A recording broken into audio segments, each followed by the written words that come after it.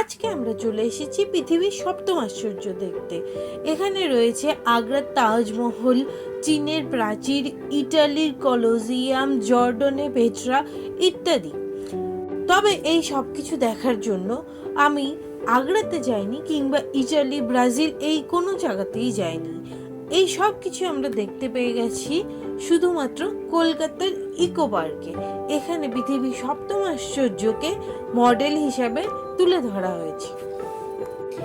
এই জিনিসগুলিকে এত সুন্দর করে করা হয়েছে, প্রত্যেকটা ডিটেলিং এত ভালো করে দেওয়া হয়েছে যে দেখে বোঝাই যাচ্ছে না এটা আসল না নকল।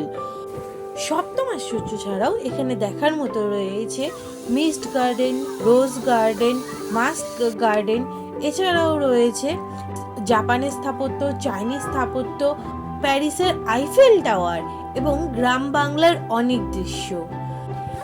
আর এখানে আসলে পৃথিবীর উচ্চতম রেল স্টেশন অর্থাৎ দার্জিলিংয়ের ঘুম রেল স্টেশন ঘুরতে একদম ভুলবেন না।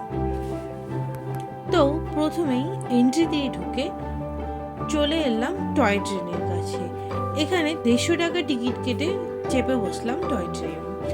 ইকো পার্ক এত বড় একটা জায়গা যে হেঁটে দেখতে গেলে আমাদের অনেক সময় লাগবে, সেই জন্য বেস্ট অপশন হচ্ছে আপনি যদি টয় ট্রেনে করে একবার পুরো ইকো পার্কটা ঘুরে আসতে পারেন।